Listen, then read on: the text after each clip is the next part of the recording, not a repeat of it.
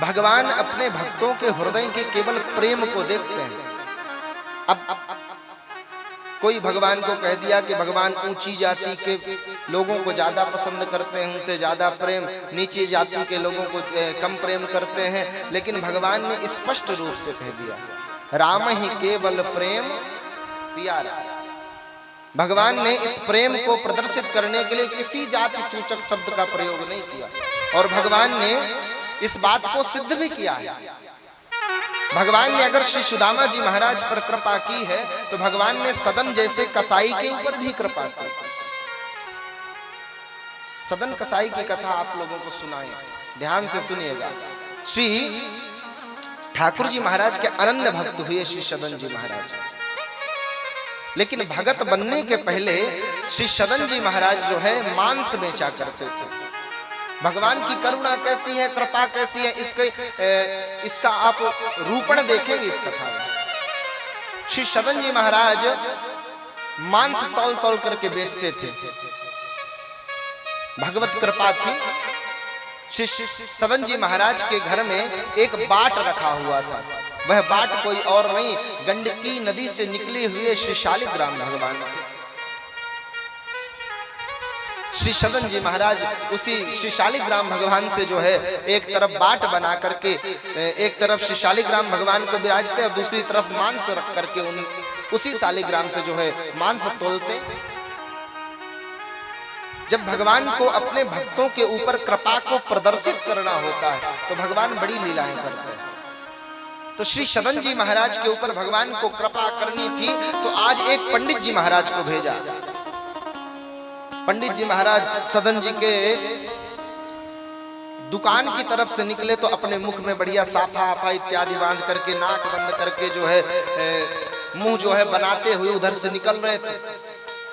जैसे श्री पंडित जी महाराज उधर से निकले तो संयोग कहें कि पंडित जी महाराज की नजर जो है श्री शालिग्राम भगवान पर पड़ गई। जैसे श्री शालिग्राम भगवान के ऊपर नजर पड़ी, अरे सदन कैसा महापाप कर रहा है, तुझे तो नरक में भी जगह नहीं मिलेगी। अरे पंडित जी, हम तो अपना कर्म कर रहे हैं, हम तो हमारा कर्म है मांस बेचना, कसाई जाति में हमने जन्म लिया है, तो हम तो अपने कर्म का निर्वाहन कर रहे हैं। तो क्या मांस बेचने से हमें नरक जाना पड़ेगा?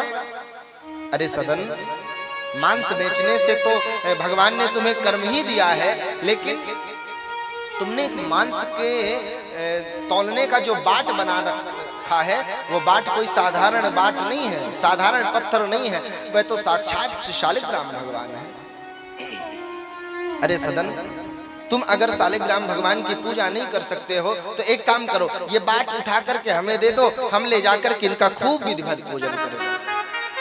सदन जी महाराज बेचारे भोले भाले, भगवान के भगत को जो है संसारिक प्रपंचों से ज्यादा लेना देना नहीं रहता। सदन जी महाराज बड़े भोले, अच्छा महाराज ऐसा करो, आप इन शालिग्राम भगवान को ले जाओ, खूब विधिवत पूजा करना। अब सदन जी महाराज के यहाँ से वह पंडित जी महाराज उस शालिग्राम भगवान को उठा करके लाते हैं। शालिग्राम भगवान के शिला को ला करके अपने घर में विराजमान किया, पंचामृत से स्नान करवाया, पंचगव्य से स्नान करवाया, गंगा जल से स्नान करवाया, तीर्थों के जल से स्नान करवाया और खूब स्नान इत्यादि करवा करके अपने जैसे खूब पवित्र भगवान को किया। सुंदर तिलक स्वरूप लगा करके खूब भगवान को सुंदर भोग लगा करके विराजमान कर दिया। अब दिन तो ठीक ठाक बीत गया, लेकिन जैसी रात्रि हुई, रात्रि के प्रथम प्रहर में जैसे ही श्री पंडित जी महाराज की थोड़ी सी आंख लगी, जैसे सोने को हुए, भगवान पंडित जी के सपने में प्रकट हो गए। अरे पंडित जी, आप यहाँ बड़े आराम से सो रहे हो और हमें जो है हमारे भगत सदन के यहाँ से ला करके यहाँ पटक दिया। महाराज, हमें तो यहाँ बिल्कुल भी अच्छा नहीं लग रहा, हमें तुरंत उठाओ और ले जा करके हमारे भगत सदन के पास पहुंचाओ। अरे प्रभु, आप कैसी बातें कर रहे हैं? उसके यहाँ आप इतनी शुद्धता पवित्रता से रहते हैं और आपके साथ जो है वह मांस तौलता था, आपको तो यहाँ बढ़िया विराजमान किया हमने कि शुद्धता में विराजमान हो। श्री ठाकुर जी महाराज कहते हैं, पंडित जी, आपने हमारा बड़ा सुंदर विधिवत पूजन किया, लेकिन पूजन से ज्यादा हमारा जो भगत सदन था वो हमसे प्रेम करता था। वह प्रेम हमें नहीं मिल पा रहा। हमारा सदन रोज हमें जो है झूला झुलाता था, कभी इधर हम होते कभी इधर होते, इसी आनंद के साथ हम बढ़िया अच्छे से रह रहे थे। पता नहीं आपकी कैसे नजर हमारे ऊपर पड़ गई, आप हमें ला करके यहाँ पटक दे रहे हैं। हमें तुरंत लेकर के जाइए और हमारे भगत के घर में छोड़ करके आइए। श्री ठाकुर जी महाराज को, श्री शालिग्राम भगवान को पंडित जी महाराज ने उठाया, ले जाकर के जो है सदन के पास पहुंचे। रात्रि हो गई थी ज्यादा। सदन के द्वार पर जाकर के पंडित जी ने दरवाजा खटखटाया। अरे सदन बाहर निकलो। सदन जी महाराज बाहर निकल करके आए। अरे पंडित जी इतनी रात्रि में आप हमारे घर क्यों आए हैं? तभी पंडित जी महाराज सदन से बोलते हैं, सदन जो सुबह हम शालिग्राम भगवान लेकर के गए थे ना, बोले महाराज लेकर के गए थे तो अच्छी बात है, आप खूब उनका पूजन करो, हम तो कुछ कर नहीं पाते थे। श्री सदन जी महाराज से पंडित जी कहते हैं कि वो शालिग्राम भगवान तुमसे मिलने के लिए जिद में अड़ गए। वह कहते हैं कि सदन के बिना उन्हें अच्छा नहीं लगता, वह सदन के बिना एक क्षण भी दूर नहीं रह सकते। इसलिए हे सदन, आप इन शालिग्राम भगवान को पुनः स्वीकार करिए। बंधुओं, सदन जी महाराज ने सुना कि भगवान उनसे इतना प्रेम करते हैं, नेत्रों से झरझर आंसू बहते हैं कि क्या भगवान से हम इतने दिन विमुख रह गए और वह भगवान इस सदन जैसे महापापी से जो मांस बेचता है, मांस तोड़ता है, उससे इतना प्रेम।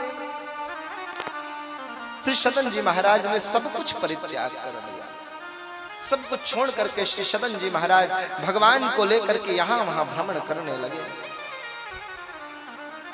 लेकिन भगवान की भक्ति में आनंद तो बहुत आता है, लेकिन भगवान के भगत के घर में कोई उथल पुथल नहीं हो ऐसा संभव नहीं है। भगवान बीच बीच में कोई ना कोई उथल पुथल करते ही रहते हैं, ताकि पता तो चले पक्का वाला है कैसे भटकने वाला है, कि थोड़ी थोड़ी में भगवान ही को गरियाने लग जाए।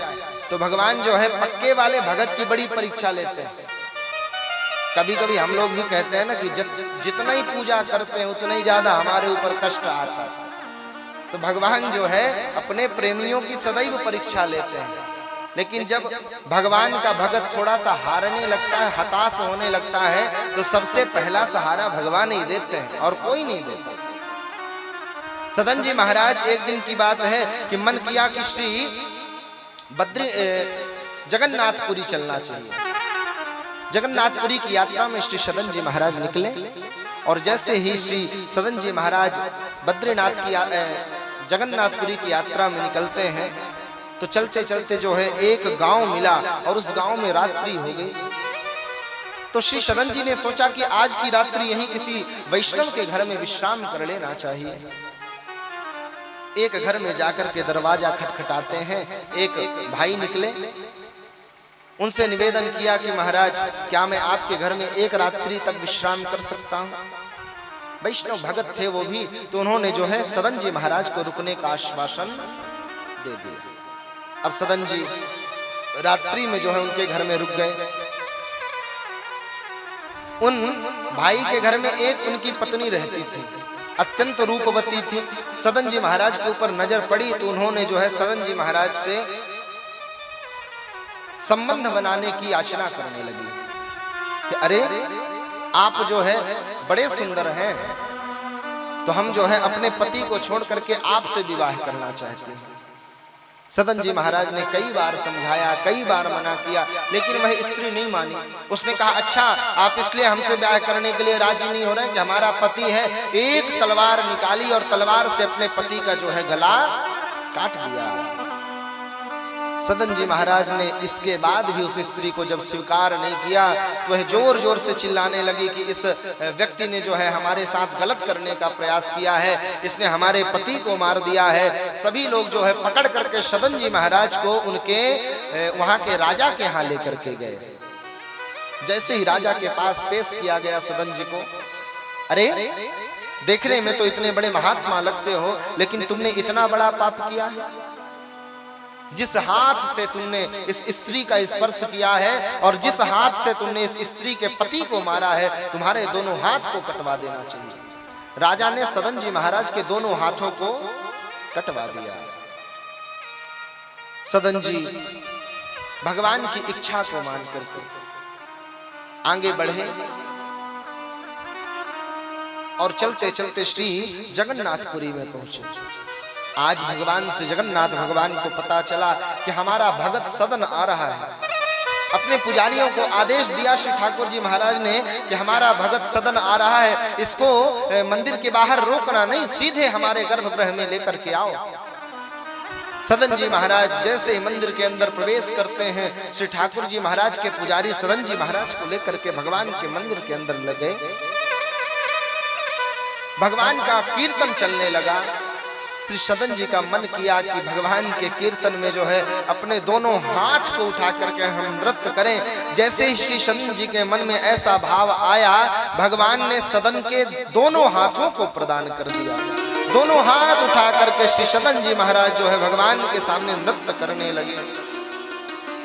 नृत्य करते करते जब होश आया कि अरे हमारे तो हाथ आ गए, भगवान से शिकायत करने लगे कि प्रभु पहले तो आप जो है अपने भक्त की परीक्षा लेते हैं और हमें तो हाथ दो चाहे नहीं दो। हाथ नहीं दोगे तो खिलाने की जिम्मेदारी आपकी है, पैर नहीं दोगे तो चलाने की जिम्मेदारी आपकी है, मुख नहीं दोगे तो बुलवाने की जिम्मेदारी आपकी है, नेत्र नहीं दोगे तो दिखाने की जिम्मेदारी आपकी है। हमें तो कोई मतलब नहीं। हम तो ऐसे भगत हैं कि हे नाथ, जैसी आपकी मर्जी हो, तेरे फूलों से भी प्यार, तेरे कांटों से भी प्यार, तू जो भी देना चाहे मुझे दे दे सरकार। तो हमने तो शिकायत करी नहीं थी कि आप जो है हमें हाथ प्रदान करो, कट गए सो कट गए, और जब देना ही था तो आपने कटवाया क्यों? श्री सदन जी महाराज के सामने ठाकुर प्रकट हो गए। अरे सदन, तुमने जो है पूर्व जन्म में ऐसा कर्म किया था जिस कर्म के कारण तुम्हारे दोनों हाथ कटवाने पड़े। क्या कर्म किया था प्रभु?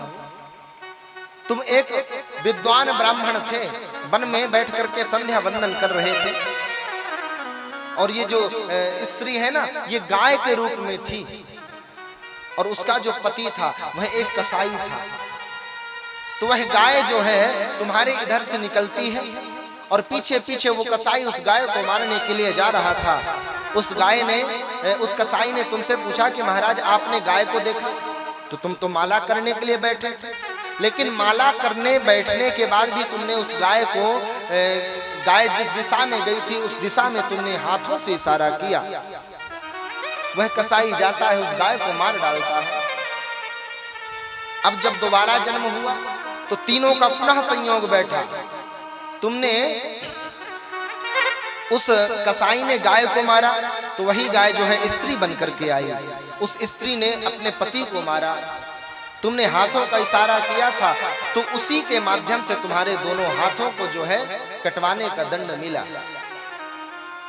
सदन, जीव जैसा कर्म करता है उसका भोग उसे भोगना ही पड़ता है, लेकिन जो हमारा भगत है उसके ऊपर कितना भी कष्ट आ जाए, हम हर कष्ट में उसके सहारे बन करके खड़े रहते हैं।